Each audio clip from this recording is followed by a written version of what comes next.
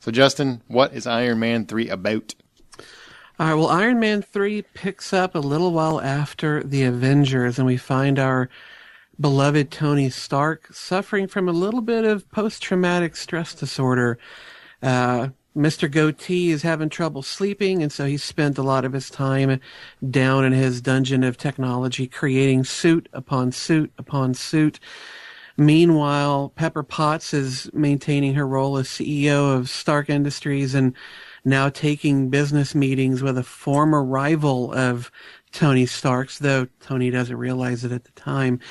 Interestingly enough, the film starts off in 1999, where Tony's at a party. We get an actual little cameo from a character from the first Iron Man film, the Middle Eastern fellow who helped Tony Stark develop the armor, made a brief appearance, which I thought was quite funny for the one little moment. And then Tony meets up with Guy Pearce, and that sets the stage for what's to come.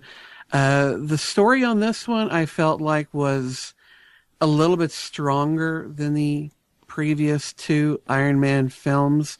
So let's go ahead and start there. What did you guys think about the story on this, especially given that it's following the Avengers and what happened in that and what he had to deal with? Do you think they handled this well, or do you think it went a little too comedic sometimes?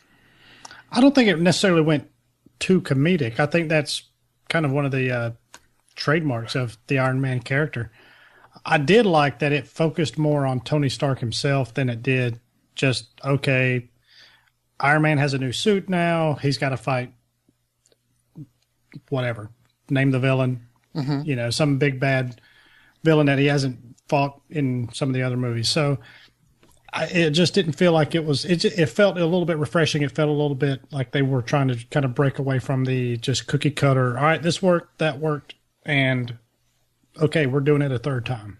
So I personally like the more intimate, personal story about Tony Stark, who, I don't know if I can even say it, but really doesn't spend a whole lot of time in the Iron Man suit. I think you can say it. It's very similar to the Dark Knight Rises problem that you got a Batman movie without Batman. Yeah. You got an Iron Man movie without much Iron Man.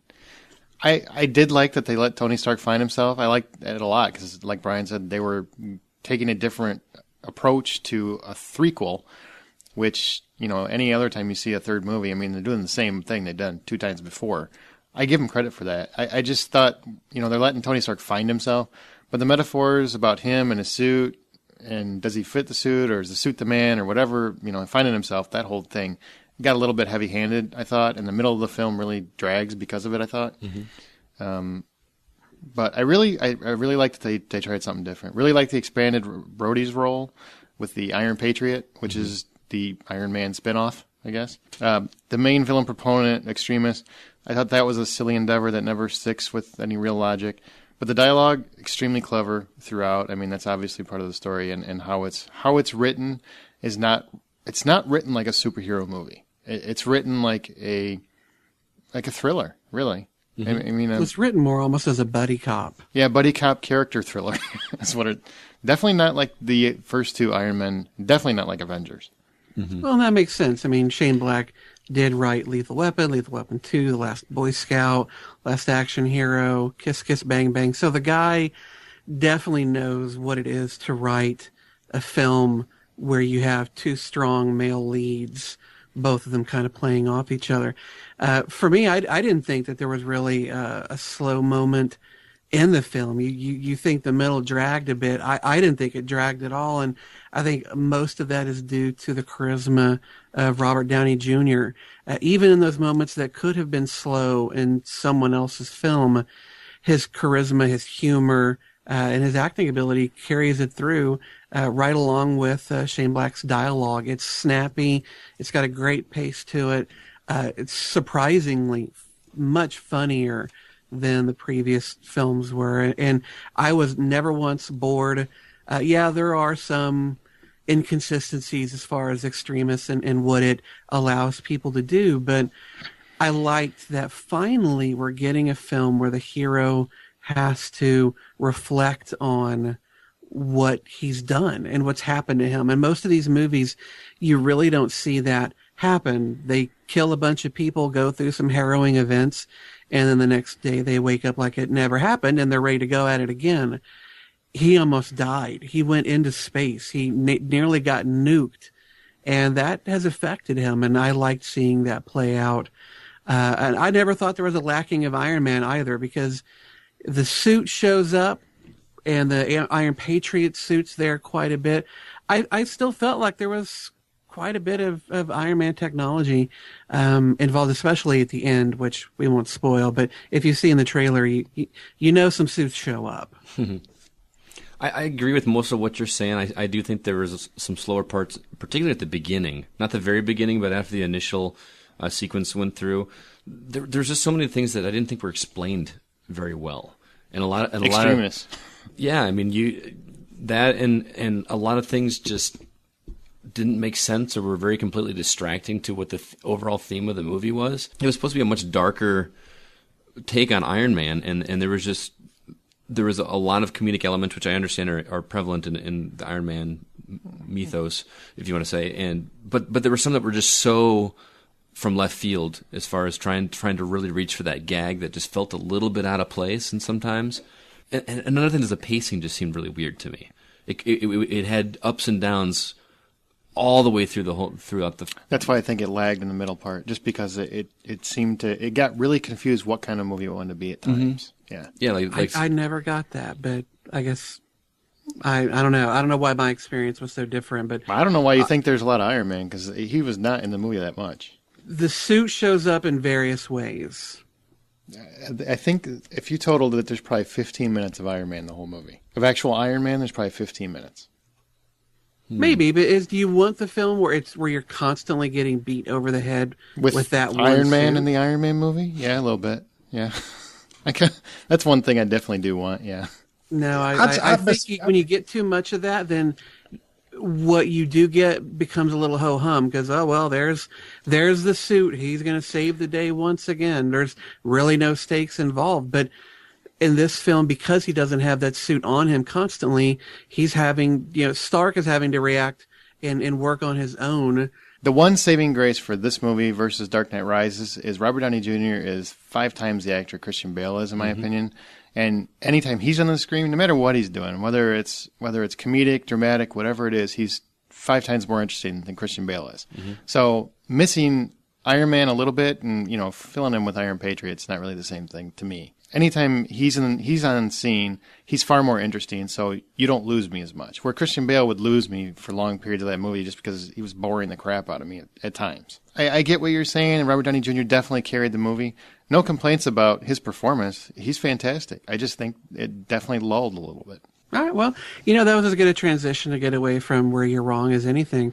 Yeah, Robert Downey Jr. was fantastic as Tony Stark, and the guy, you can tell when he's on screen, he is this guy. He is embodying him in almost every sense of the word. I liked Don Cheadle. I think he does a good job as Rhodes. I still miss Terrence Howard, unfortunately. Is he like jacked up on roids or something? Because he definitely looked a bit tougher. Yeah. in this film, and they actually have to use a handgun as opposed to repulsor beams all the time. And he actually looked convincing doing it, but I do mince Terrence Howard a little bit. But really, I enjoyed Guy Pearce and his mullet. I thought both of them did a pretty good job. Yeah, and let's not leave out Ben Kingsley. I really enjoyed his character and the turns that character took. Yeah, the way they wrote the Mandarin, I mean, he played every inch of that perfect. He nailed his part. I don't think some people are being ridiculous and comparing him to the Joker, but he's definitely not that good. But him and Guy Pearce, both fantastic. Gwyneth Paltrow. I will say real quick about the Mandarin. His Mandarin voice is a bit annoying, a little theatrical at times. A little over the top. Over the top. Gwyneth Paltrow. It was less Paltrow. over the top than it was in the trailer, though. It's about the same. You'll never see. Well, in the trailer, his voice was much more in the front, whereas and mostly in the movie, when you hear him reading those lines, it felt like it was pushed a little more to the back so that the visuals were carrying it through a little bit. But that was just kind of my impression. I thought it sounded exactly the same. I didn't really see a Yeah, I noticeable didn't see difference. much difference there either. But Gwyneth Paltrow, she brings the heart of the movie, still does. I think anytime she's on, your heart just gets a little bit, aw. She does it great with that role. Don Cheadle, I agree with you. Terrence Howard was better. I like Terrence Howard better. He had a different kind of way to play it. He didn't seem just like Don Cheadle, which is all Don Cheadle seems like. Terrence Howard has more of a military bearing than Don Cheadle does, and that's something that you just about can't. Yeah, that's almost something that you just about can't act. No, he's got a presence that says, I'm a military colonel, whatever the rank you want to throw in there. But he said he just has that way he carries himself just says that, you know what, I'm in the military. Yeah. And Don Cheadle, as great of an actor as he is, I just don't feel that with him. But in terms of Robert Downey Jr., to me personally, best casting of a comic book character yet. I haven't seen anything come close to it, and this includes you, Christopher Reeve. I think Robert Downey Jr., he just is Tony Stark, because I truly think in real life he is Tony Stark. Or at least he believes he is now. He's got enough money to be. Yeah, he's pretty close to a billionaire. So you can't cast that role any better. Well, as far as the production quality on this one, whether we're talking about the special effects that went into it, the stunts, and the direction itself as well, what did you guys think of this? Is this the best looking of the Iron Man films? And did you think Shane Black's direction, how did it compare for you to what Jon Favreau had done with the previous two? I personally think you could have called it Kiss Kiss Bang Iron Man. That's what I think you could have called it. It's way too heavy on the Shane Black buddy cop physics. That part took me out of it. It's hard to say that without it sounding like I'm saying I didn't enjoy it. I really enjoyed the movie. It just doesn't feel like an Iron Man movie for a lot of the movie. Mm-hmm. At one point, it literally becomes Lethal Weapon. You see Rhodey and Tony Stark run around with guns, and it just totally took me out of the movie completely. Then she does like, I'm too old for this shit. That's what exactly. That's what I was expecting. And there's a tanker involved. Yeah. The end the whole setup of the climax, and I won't go into what it is, but it's very 80s action movie. I mean, it's like an 80s action, minus the giant robots flying around. It's pretty much an 80s action movie. But that stuff was fun to watch. Oh, yeah, it was fun. It was definitely fun. It's definitely a fun movie. It's a good start to the summer as far as like just sitting back and enjoying that kind of stuff. Really fun action sequences, I thought, outside of the buddy cop stuff. To be fair, I do commend Marvel because they took a real bold choice here. They could have easily just replicated the Avengers, which this feels more like a sequel to Avengers than it does Iron Man 2. Honestly, just the way it plays out. But they took a real chance, and I think for the most part it plays out. There's a couple things I don't think worked. I think they gave Shane Black a little too much room, but outside of that, I had a lot of fun with it. All right, guys. Well, out of $10, $1 or $10, what would you pay to go and see this movie in theaters? I had a few issues with it. Overall, Iron Man 3 is a fun ride. I liked it about as much as Iron Man 2, maybe a little better, so I give it 7.50 out of 10.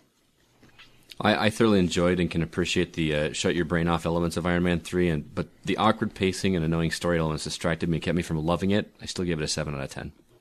Ryan? All right, well, I'm going to go on the other end of Aaron and make an Aaron sandwich here, because I'm going to go give it an 8. I do like the fact that it was more about Tony Stark, I think, versus the last Batman movie. I think this actually works with a little bit less Iron Man suit.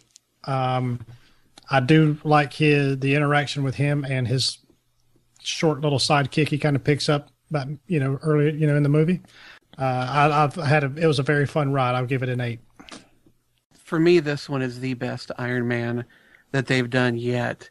Tony Stark is an actual character in this movie with emotions and heart that he really didn't have too much of in the first two films. I want to give this a 9, but I know the film's coming up in the summer, and I don't want the glowing scores I give them to get muddied, so I'm going to give this an 8.5.